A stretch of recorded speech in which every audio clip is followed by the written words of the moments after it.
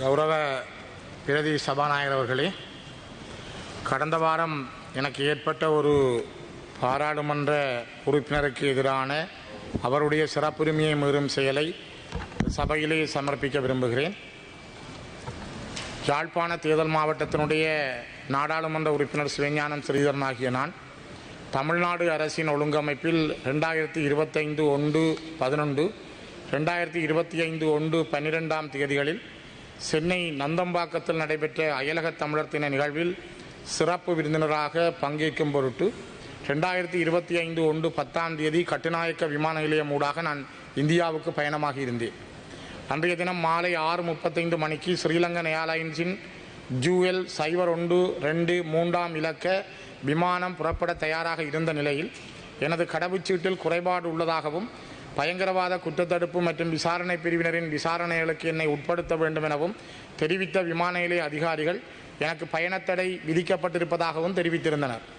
இதன்போது என்னுடன் இணைந்து பயணம் செய்வதற்காக விமான நிலையம் வருகை தந்திருந்த சக பாராளுமன்ற உறுப்பினரும் இலங்கை முஸ்லிம் காங்கிரஸ் கட்சியின் தலைவருமான கௌரவ ரவூப் ஹக்கீம் அவர்கள் மேற்கொண்ட முயற்சிகளின் பலனாக நீண்ட நேர விசாரணைகளின் பின்னர் விமானம் புறப்பட தயாராகிய இறுதி நேரத்தில் என்னை இந்திய பயணத்துக்கு அனுமதித்திருந்தனர். எனினும் 2025/1/13 நான் இந்தியாவிலிருந்து மீளவும் நாடு திரும்பிய போது குறித்த பயணத்தடை தொடர்பில் சம்பந்தப்பட்ட அதிகாரிகளிடம் வினவிய போது அவ்வாறான பயணத்தடைகள் எவையும் என் மீது விதிக்கப்படவில்லை என தெரிவித்திருந்தனர். நீதிமன்ற கட்டளைகள் ஏதுமின்றி கௌரவ சபாநாயகராகிய தங்களின் ஆலோசனை எதுவுமின்றி எனக்கு பயணத்தடை உள்ளதென குடிவரவு குடியழகு அதிகாரிகளால் தெரிவிக்கப்பட்டமை திட்டமிட்ட வகையிலான சிறப்புரிமை மீறல் என்றே நான் கருதுகிறேன். மக்களால் தெரிவு செய்யப்பட்ட ஒரு பாராளுமன்ற உறுப்பினராக எனக்கு இருக்கும் அடிப்படை சிறப்புரிமையை மீறும் வகையில் மேற்கொள்ளப்பட்ட மேற்படி விசாரணைகளின் பின்னணி குறித்து பாராளுமன்றத்தில் நான் கேள்வி எழுப்புவதோடு மிக முக்கியமாக இன்னுமொரு விடயத்தை நான் இந்த இடத்திலே பதிவு செய்ய விரும்புகிறேன்.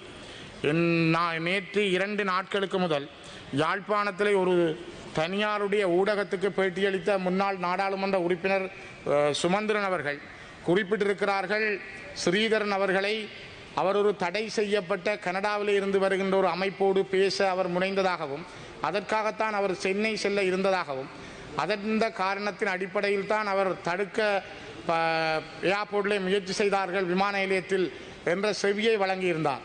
இது தொடர்பாக அவர் தனக்கு ஸ்ரீதரன் தெரிவிக்கவில்லை என்றும், ஆனால் நான் அவரை சென்னையிலே கண்டபொழுது கௌரவ சுமந்திரன் அவர்களும் கூட இதை பற்றி என்னிடம் எதுவும் கேட்கவில்லை. ஆனால் சுமந்திரன் அவர்களை நீங்கள் இதை விசாரித்தால் அவர் சொன்னார், ஊடகங்களிலே வந்திருந்ததை நான் பார்த்திருந்தேன், ஊகத்தின் அடிப்படையில் ஸ்ரீதரனை சில வேளைகளில் அவர்கள் மறைத்திருக்கலாம் என்று. ஆகவே நீங்கள் சுமந்திரனை விசாரித்தால் எந்தெந்த ஊடகங்களில் இந்த செய்தி வந்திருக்கிறது என்று அறிந்து அந்த பிரதான ஊடகங்களினுடைய பிரதானிகளை விசாரிப்பதன் மூலம் நான் நினைக்கிறேன் இதற்கு உண்மையை கண்டறிய முடியும் என்று நான் நம்புகிறேன். ஆகவே இது எனக்கு எதிராக செய்யப்பட்ட மிகப்பெரிய ஒரு சதியாக நான் கருதுகிறேன். நான் பாராளுமன்றத்தினுடைய புரோட்டோகால் அனுமதி பெற்று விஐபி, அதாவது பாராளுமன்ற உறுப்பினர்கள் செல்கின்ற பாதையினூடாக சென்ற அந்த பயணச்சீட்டையும் சபாபீடத்துக்கு சமர்ப்பிக்கிறேன். அதனை விட வடக்கு மாகாண சபையில் தமிழ் தேசிய கூட்டமைப்பினுடைய ஒரு உறுப்பினராக இருந்த அஜூப் அஸ்மின் அவர் அன்றைய தினம் 10 தன்னுடைய முகநூலிலே ஒரு செய்தியை கௌரவ பிரதி சபாநாயகர்களை வெளியிட்டிருக்கிறார். கடந்த நாட்களில் எந்த ஒரு பாராளுமன்ற உறுப்பினருக்கும் விமான நிலையத்தில் எவ்வித இடையூறுகளும் எவராலும் ஏற்படுத்தப்படவில்லை, அவ்வாறு பரப்பப்படுகின்ற செய்திகளில் உண்மைகள் எதுவும் இல்லை, விமான நிலைய உயரதிகாரி இவ்வாறு ஒரு செய்தியை வெளியிட்டிருக்கிறார். இதிலே நான் இந்தியாவில் இருக்கின்ற பிரபல அரசியல் தலைவர்கள் ஒருவரான செந்தமிழன் சீமான் அவர்களோடு நின்ற ஒரு படத்தோடு வருகின்ற அந்த படத்தையும் தன்னுடைய முகநூலில் இட்டு எனக்கு எதிராக இந்த செய்தியை அவர் பரப்பியிருக்கிறார். அஸ்மின் அவர்களும் சுமந்திரன் அவர்களும் நெருங்கிய நண்பர்கள். ஆகவே இதுக்கு பின்னாலே நான் நினைக்கிறேன் சுமந்திரன் சொன்ன செய்திக்கும் அஸ்மின் வெளியிட்டிருக்கிற முகநூலுக்கும் இடையில் ஏதோ ஒரு சங்கதி இருப்பது போல எனக்கு தெரிகிறது. என்னை அந்த நிகழ்வுக்கு போக விடாமல் தடுப்பதற்கு, ஏனென்றால் சீமானுக்கும் ஸ்டாலினுக்கும் நல்லதில்லை. ஆகவே இந்த படத்தை போட்டால் என்னை அங்கு போக விடாமல் தடுப்பதற்கான முயற்சியை மேற்கொண்டதாகவே நான் அறிகிறேன். ஆகவே தயவு செய்து ஒரு மிக அதிகமான கவனம் எடுத்து விசாரிக்கப்பட வேண்டும் என்பதை நான் குறிப்பிட விரும்புகிறேன். அதே நேரம் என்னுடைய பர்சனல் ஸ்டாஃப், என்னுடைய செக்யூரிட்டி சர்வீஸாக இருந்த ஜிஜிபி ரத்னகுமார PS 6869 இவர் என்னோடு கடந்த 2 ஆண்டுகளுக்கு மேலாக காவல் மெய்ப்பாதுகாவலராக இருந்தார். திடீரென்று சென்ற வாரம் அவர் மாற்றப்பட்டிருக்கிறார். இது தொடர்பாக நான் கடந்த 2025 1/8 புதன்கிழமை நேரடியாக காலை 9:30 மணிக்கு பொலிஸ்மா அதிபரிடம் கடிதம் வழங்கியிருந்தேன். அந்த கடித பிரதியையும் நான் சபாபீடத்துக்கு சமர்ப்பிக்கிறேன்.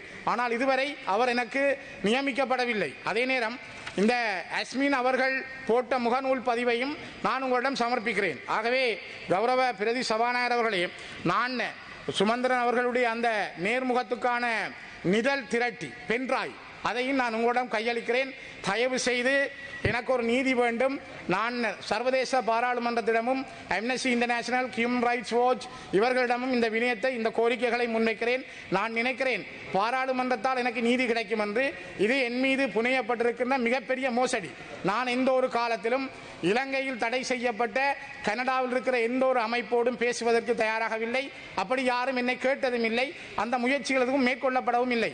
அரசாங்கத்தினுடைய பேச்சாளர் போல அல்லது அரச புலனாய்வுத்துறையின் பேச்சாளர் போல ஊகத்தின் அடிப்படையில் ஊடகங்களில் வந்தது என்று சுமந்திரன் குறிப்பிட்டிருப்பது மிக பாரதூரமானது.